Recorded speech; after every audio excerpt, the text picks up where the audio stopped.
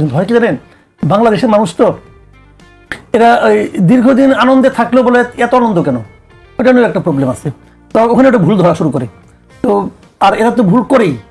আমাদের এখানে যারা গিয়েছেন আপনি দেখেন বেশি কিছু দরকার নাই, কিন্তু আপনারা যখন প্রথম গেলেন এবং এখন কিভাবে আছেন, জীবনযাপন দেখেন, কথাবার্তা দেখেন, দেখবেন চেঞ্জটা বুঝতে পারবেন। তো এই চেঞ্জটা তো ভাই এমনি এমনি হয় না, তাই না? তাদের জীবনযাপনের যে পরিবর্তনগুলো, ভাই একটা উপদেশটা কয় টাকা বেতন পায় বলেন তো আপনি আমাদের? কয় টাকা বেতন পায় সে? বেতন ভাতা সুযোগ সুবিধা মিলে 2 লাখ টাকা পায় না। তাহলে তার জীবনযাপনের চেঞ্জ আসে না, কোথা থেকে আসে? টাকা তো আর আসমানি উপায় আসে না। কিন্তু আমরা বুঝি, আমরা এই দেশে বাস করি, তো এই বিতর্কগুলো উঠতে থাকবে। দেখেন প্রত্যেকটা পলিটিক্যাল পার্টি, যে একটি পলিটিক্যাল পার্টি বিএনপি কয়েকজন উপদেষ্টার ব্যাপারে তাদের রিজার্ভেশন জানিয়েছে।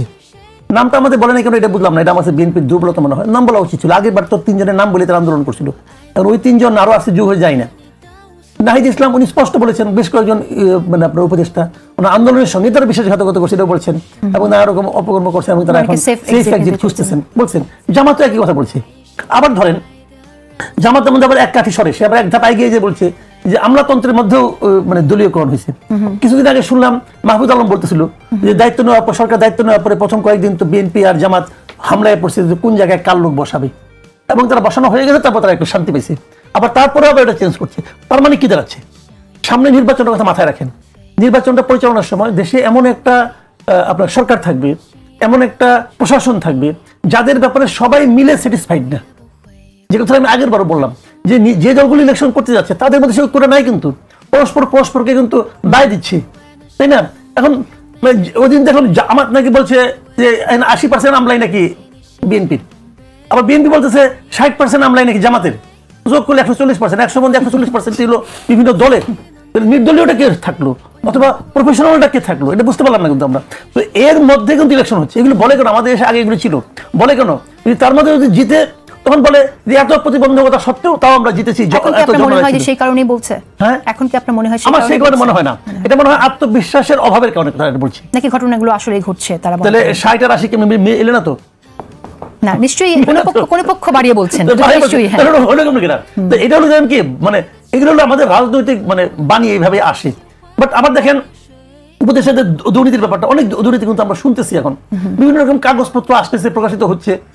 বেশি দূর তো যাওয়ার দরকার নাই, যে হ্যাঁ জুলকারনাইয়ের সায়ের যে সমস্ত প্রকাশ করেন ওগুলি যোগ করেন, তো দেখবেন যে কত কিছু হয়ে গেছে। কালকে দেখলাম যে আমাদের প্রেস সেক্রেটারি সাহেব উনি নানাভাবে ব্যাখ্যা করতেছেন যে ওনার ভাই কেন যোগ্য ছিলেন ওখানকার এই প্রশাসন, নারায়ণগঞ্জের প্রশাসক হওয়ার জন্য। ওনার ভাই ফার্স্ট ক্লাস ফার্স্ট হয়েছেন, ওনার ভাই অস্ট্রেলিয়া থেকে পিএইচডি করেছেন। তো ফার্স্ট ক্লাস ফার্স্ট অনেকে হয়, পিএইচডি অনেকেই করে, কিন্তু উনি ব্যাখ্যাগুলি দিচ্ছেন। তারপরে আমি ভাবলাম এই ব্যাখ্যাগুলি দেওয়ার পর আমাদের একজন ভদ্রলোক, এত বড় একজন উচ্চপদস্থ কর্মকর্তা, উনি এত সুন্দর করে ব্যাখ্যা দিচ্ছেন, মানুষ কেন বিশ্বাস করে না? মানুষকে বিশ্বাস করতেছে না তোর ভাই, এগুলো কেন হয়? উনি বলছেন আমি কারো কাছে। আপনি কি করে নিশ্চিত হলেন যে মানুষ বিশ্বাস করছে? আমি তো মানুষ। আপনি তো সব মানুষ না, মানুষ না বিশ্বাস করি। জনগণ যদি আমরা চিন্তা করি, আমি আরো 4-5 জন সেবা করতে হাসে। আচ্ছা, তারা হাসে, তারা হাসাহাসি করে যে কি ভাই। তো এখন এগুলো তো হচ্ছে। আজকে আবার দেখলাম মাহফুজ আলম সাহেব বলতেছেন ডিআরইউতে যে কিছু কিছু সাংবাদিক বুদ্ধিজীবী এরা টেলিভিশনের টক শোতে যায় নিয়ে ডক্টর ইউনূসের সম্বন্ধে বড় বড় কথা বলে। এটা প্রথম শুনলাম যে ডক্টর ইউনূস সম্বন্ধে কথা বলা যাবে না।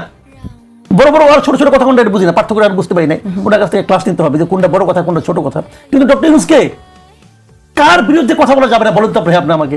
গণতান্ত্রিক সমাজ আমি প্রতিষ্ঠা করতে চাই, আমি কথা বলতে পারবো না। কোনো কথা সত্য হতে পারে, মিথ্যা হতে পারে। আমার মনে হয় মাহফুজ আলম এখানে বলেছিল যে তারা গত 15 বছর কোথায় ছিল বা কি বলেছিল। উনি কোথায় ছিল? আমাদের যে জ্ঞানীতে আসছে গত 15 বছর উনি কোথায় ছিল এটা বলুক না আগে। 15 বছর তার সে তো অন্তত কথা বলতো না, সে তো সাংবাদিকতা করেনি। সাংবাদিকদের কথা বলে নাই, আমি তো কথা বলছি। আমি আপনি গত 15 বছরের কয়টা ভিডিও চান যে আমি কথা বলছি? সরকারের বিরুদ্ধে কথা বলছি, শেখ হাসিনার বিরুদ্ধে কথা বলছি। আমি কথা বলবো না, সেক্ষেত্রে ওনার হোমওয়ার্ক ঠিক মতো হয় নাই। হোমওয়ার্ক করতে আর হোমওয়ার্ক করতে হবে নাকি?